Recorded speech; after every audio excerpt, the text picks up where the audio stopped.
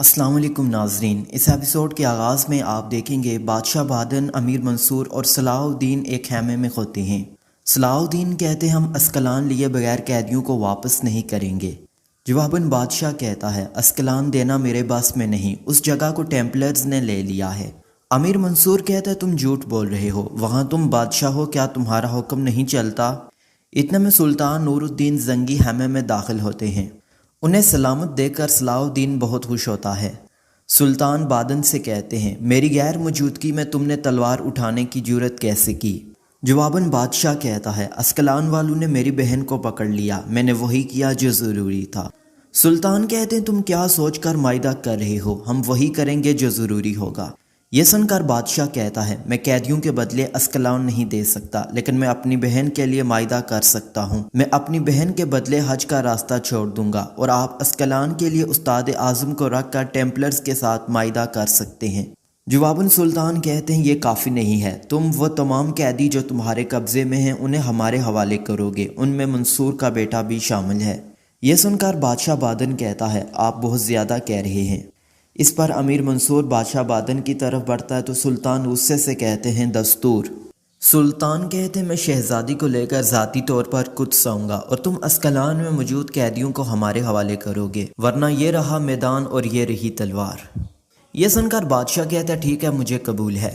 دوسری طرف گریگور سپاہیوں کے ساتھ احمد اور علی کو لے کر اسکلان آتا ہے۔ گھوڑے سے اترتا ہے تو گیبریال کا کمانڈر لیونارڈ کہتا ہے گریگور۔ صوفیہ یہ دیکھ کر پریشان ہوتی ہے۔ جواباً گریگور کہتا ہے میں جنگلی پہاڑوں کی طرح ہوں، میں یہاں اپنے باپ اور بھائی کا بدلہ لینے آیا ہوں اور تم جیسے احمقوں سے جو حفاظت نہ کر سکے۔ یہ کہہ کر وہ اپنی تلوار نکال کر سامنے کھڑے سپاہیوں کو مار دیتا ہے۔ پھر وہ تلواریں کمانڈروں کی طرف کر کے کہتا ہے میرے بھائی کے وفادار کتے، وہ مر چکا ہے اور تم کیوں زندہ ہو؟ جواباً کمانڈر کہتے ہیں ہمیں ابھی پتہ چلا ہے کہ گیبریال مر چکا ہے، اس کا انتقام لینے کا موقع دو۔ یہ سن کر گریگور کہتا ہے تمہیں معاف کرتا ہوں، لیکن تمہیں اس غلطی کی سزا ضرور ملے گی۔ پھر اس کے سپاہی انہیں نیچے بٹھا دیتے ہیں۔ پھر گریگور ان پر کوڑے برسانا شروع کر دیتا ہے۔ صوفیہ جیسے ہی گریگور کے پاس سے گزرنے لگتی ہے تو گریگور کوڑا پھینک کر اسے کھینچ لیتا ہے اور پوچھتا ہے تمہارا نام کیا ہے؟ جواباً وہ کہتی ہے میں صوفیہ ہوں، بادشاہ بادن کے ماتحت یہاں آئی ہوں۔ گریگور کہتا ہے بادشاہ جہنم میں جانے والا ہے، اب سے تم یہاں میرے ماتحت رہو گی۔ دوسری طرف سلطان صلاح الدین کو کہتے ہیں ہماری غیر موجودگی میں سلطنت پر ظلم کرنے والے نصر الدین کو سزا مل چکی ہے۔ جواباً صلاح الدین کہتے ہیں اور توران شاہ؟ سلطان کہتے ہیں توران شاہ غدار نہیں ہے، اصل غدار نے الزام توران شاہ پر لگایا۔ اتنے میں منصور آ کر کہتا ہے وکٹوریا تیار ہے، مگر مجھے ان لوگوں پر یقین نہیں ہے، اس معاہدے سے مجھے خوشی نہیں ہوئی۔ جواباً سلطان کہتے ہیں خبردار، ان کے بدلے تمام قیدی حاصل کریں گے، حجاج کا راستہ حاصل کریں گے۔ سلطان مزید کہتے ہیں آپ لوگوں کے لیے شام کے قریب قبیلے کا انتظام کریں گے، وہاں زیادہ محفوظ رہیں گے۔ آس پاس کے تمام سرداروں کو جرگے کے لیے پیغام بھیجوں گا، بورو کو بھی۔ صلاح الدین کہتے ہیں بورو کو بھی بلا رہے ہیں بابا، دشمن کے خلاف سب کو اکٹھا کرنا ضروری ہے۔ سلطان کہتے ہیں آپ لوگ منصور کے ساتھ اسکلان جائیں گے، میں وکٹوریا کو لے کر جاؤں گا اور تمام قیدی لے کر آؤں گا۔ دوسری طرف ایک سلیبی جنگل میں بھاگ رہا ہوتا ہے۔ ایک عورت کی آواز گونجتی ہے ایک بار ترک کمان اپنے پرچم تلے اکٹھے ہو کر ساری دنیا پر حکمرانی کرنے لگے، مگر دشمنوں نے ان کے خاتمے کے لیے اتحاد کر لیا اور تمام ترک کمانوں کو بے رحمی سے مار ڈالا گیا۔ ایک معصوم سا بچہ باقی بچ گیا۔ جنگل کے بیچ اسے ایک بیریے کی پناہ حاصل ہوئی، بیریے نے اسے پالا اور وہ بچہ بیڑیے کی طرح تیز نگاہ جاں باز بن گیا۔ اس شخص کے پیچھے کچھ آدمی بھاگتے ہیں، آخرکار وہ انتقام لے کر پھر سے حکمران بن گیا۔ وہ سلیبی ایک جگہ پہنچتا ہے تو سامنے آگ کے پاس کوئی بیٹھا ہوتا ہے۔ وہ اپنا جوبہ اتارتی ہے تو وہ ایک عورت ہوتی ہے اور آگے بڑھ کر کہتی ہے ہمیں بورو کہا جاتا ہے، ہم بیریے کے ہاتھوں پلنے والے اسی لڑکے کی نسل ہیں۔ یہ کہہ کر وہ اسے تلوار سے مار گراتی ہے۔ پھر وہ سپاہیوں سے کہتی ہے قبیلے لوٹنے کا وقت آ چکا ہے۔ ادھر قبیلے میں سریا صلاح الدین سے کہتی ہے میں وکٹوریا کو آپ کے حوالے کرنا چاہتی تھی، مگر والد زبردستی اسے یہاں لے آئے۔ میرا دکھ میرے دماغ پر حاوی ہو گیا تھا، کاش اپنا دل آپ کو دکھا سکے۔ جواباً صلاح الدین کہتا ہے دل ٹوٹ جائے تو الفاظ کام نہیں آتے، غداری نظر انداز کی جا سکتی ہے مگر بھروسہ کرنا مشکل ہو جاتا ہے۔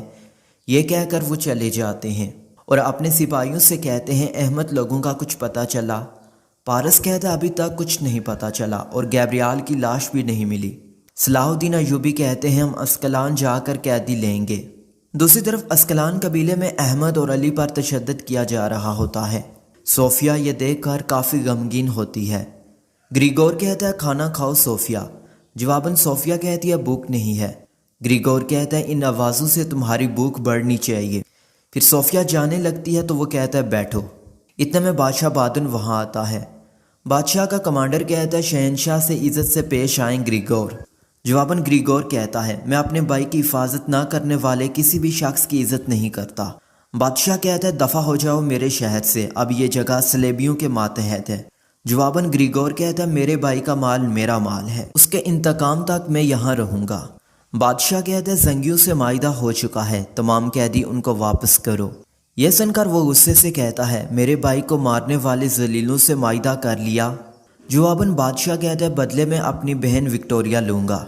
اس پر گریگور کہتا ہے میرے بھائی نے اس کے پیچھے اپنی جان دی اور تم انتقام کے بجائے معاہدہ کر رہے ہو۔ بادشاہ اس کا خنجر اٹھا کر کہتا ہے انتقام ضرور لیا جائے گا، لیکن فی الحال وکٹوریا کی زندگی زیادہ اہم ہے، زنگی آئیں تو قیدی ان کے حوالے کر دینا۔ گریگور کہتا ہے ٹھیک ہے۔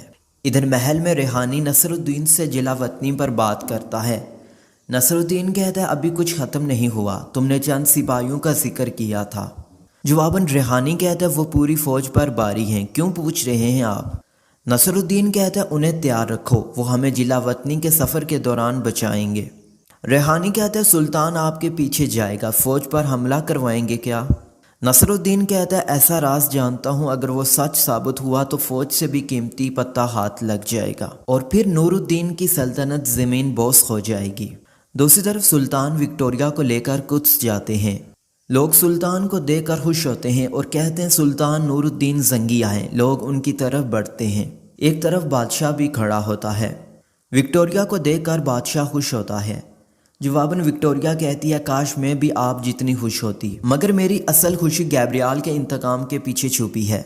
سلطان کہتا ہے کیا اسکلان کے قیدی حوالے کیے جائیں گے؟ جواباً بادشاہ کہتے ہیں ہاں۔ دوسری طرف صلاح الدین کمانڈر سے کہتے ہیں ہم قیدیوں کو لینے آئے ہیں۔ جواباً کماندار کہتا ہے صبر کرو آ جائیں گے۔ اتنے میں گریگور اپنے سپاہیوں کے ساتھ باہر آتا ہے۔ صلاح الدین ایوبی کہتے ہیں تم کون ہو؟ جواباً وہ کہتا ہے تمہاری موت، تمہارے سوال کا جواب اب میری آنکھوں میں ہے، کیا تمہیں گیبریال کا انتقام نظر آ رہا ہے؟ صلاح الدین ایوبی کہتے ہیں گریگور، تو وہ کہتا ہے میں نے تمہارے سرحد کے غازی مار ڈالے۔ پھر وہ اپنے سپاہیوں کو اشارہ کرتا ہے تو وہ جا کر خلیل، احمد اور علی کو لے آتے ہیں۔ وہ آگے بڑھنے کی کوشش کرتے ہیں لیکن گریگور کے سپاہی انہیں روک لیتے ہیں۔ دوسری طرف بادشاہ اور سلطان معاہدہ کر رہے ہوتے ہیں۔ بادشاہ کہتا ہے معاہدہ ہو گیا ہے، اب ہم حجاج کے راستے سے ہٹ رہے ہیں۔ پھر سلطان وکٹوریا کو بادشاہ کے حوالے کرتے ہیں۔ بادشاہ کہتا ہے شکر ہے عیسیٰ کا۔ یہ سن کر وکٹوریا تلوار نکال کر اس معاہدے کو کاٹ دیتی ہے۔ یہ دیکھ کر شیر کو کہتا ہے یہ جال ہے۔ دونوں اطراف کے سپاہی تلواریں تان لیتے ہیں۔ وکٹوریا نے سلطان پر تلوار کی ہوتی ہے اور کہتی ہے گیبریال کا انتقام لیے بغیر آپ لوگوں کے ساتھ کوئی معاہدہ نہیں۔ بادشاہ کہتا ہے کوئی جال نہیں ہے، رک جاؤ۔ وکٹوریا کہتی ہے سلطان آخری دنوں کے مزے لوٹیں کیونکہ یہ دوبارہ حاصل نہیں کر پائیں گے۔ جواباً سلطان کہتے ہیں شہزادی کی بات درست ہے، کیونکہ آج کے دن کی خوشی ہم دوبارہ محسوس نہیں کر پائیں گے، کیونکہ ایک دن ہمیں اس سے بڑی خوشی حاصل ہوگی، کیونکہ اس دن قدس پر فتح کے پرچم لہرائے جائیں گے۔ دوسری طرف صلاح الدین ایوبی کہتے ہیں تمہارے بھائی کو میں نے مارا ہے، اسے کھائی میں نے پھینکا ہے، ہمت ہے تو انہیں آزاد کر کے مجھ سے لڑو۔ جواباً گریگور غصے سے کہتا ہے میں بھی یہاں اسی کے لیے آیا ہوں، تم نے جو تکلیف دی ہے وہ 1000 گنا بڑی ہے۔ میں ایسی تکلیف تمہیں محسوس کرواؤں گا کہ تم موت کی بھیک مانگو گے اور تب تمہارے ٹکڑے کر کے اپنے بھائی کا انتقام لوں گا۔ جواباً امیر منصور کہتا ہے تم لوگ اپنا معاملہ جیسے چاہو نمٹاؤ، لیکن معاہدے کے مطابق میرا بیٹا مجھے دو۔ گریگور کہتا ہے میں نہ تو شہنشاہ بادن کو مانتا ہوں اور نہ ہی نور الدین کو، ان کے معاہدے کی کوئی اہمیت نہیں ہے، لہٰذا کوئی قیدی تم لوگوں کے حوالے نہیں کیا جا رہا۔ شہنشاہ نے شہزادی کے لیے معاہدہ کیا ہے، بلیک فورٹ کو میرے حوالے کرنا ہوگا۔ جواباً صلاح الدین ایوبی کہتے ہیں معاہدے کی شرائط میں ایسا کچھ نہیں ہے۔ جواباً گریگور کہتا ہے اگر میرے پاس موجود قیدی چھڑوانے ہیں تو شرائط میری ماننی پڑیں گی۔ استاد اعظم ہمارے والد کی جگہ پر ہیں، اس لیے بغیر قیدی میں تمہارے آدمی حوالے نہیں کروں گا۔ جواباً صلاح الدین ایوبی کہتے ہیں اگر بلیک فورٹ چاہتے ہو تو اسکلان دینا ہوگا، اگر تم بھی اپنے بھائی کے نقش قدم پر چلتے ہو تو اپنا سر گنواؤ گے۔ جواباً گریگور کہتا ہے میرے بھائی نے اسکلان کے لیے اپنی جان دی، میں اسکلان کبھی بھی تمہارے حوالے نہیں کروں گا۔ امیر منصور کہتا ہے میں نے یہ معاہدہ اپنے بیٹے کے لیے قبول کیا تھا، اسے لیے بغیر میں نہیں جاؤں گا۔ یہ سن کر گریگور خلیل کی انگلی کاٹ کر منصور کے سامنے پھینکتا ہے، یہ دیکھ کر وہ اپنی تلواریں نکال کر ان پر حملہ کر دیتے ہیں۔ گریگور کہتا ہے صلاح الدین کے آدمیوں کو مار ڈالو۔ یہ سن کر صلاح الدین ایوبی کہتے ہیں رک جاؤ۔ گریگور کہتا ہے اب سمجھ آئی کہ میں کیا کچھ کر سکتا ہوں، اسکلان کو بھول جاؤ، استاد اعظم کو اپنے ہاتھ سے حوالے کرنا ہوگا۔ یہ سن کر منصور کہتا ہے دو استاد اعظم کو۔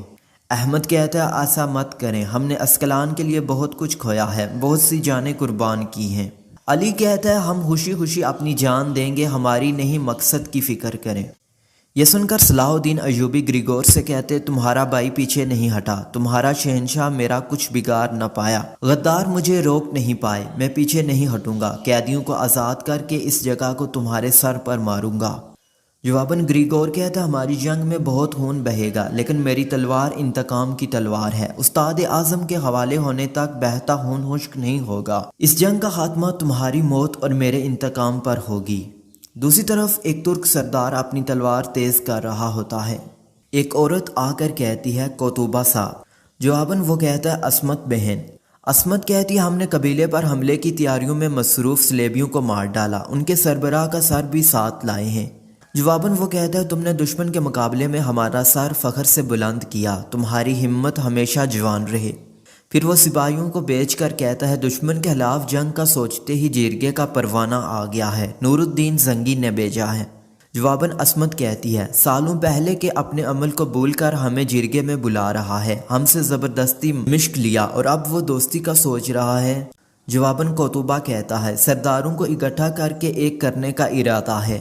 جواباً عصمت کہتی ہے سالوں پہلے جب سلجوکیوں کی سلطنت ختم ہوئی تو انہوں نے اپنی سلطنت بنا لی، وہ بھی ہماری طرح سردار ہی ہے، اس کے سامنے ہم سر نہیں جھکائیں گے۔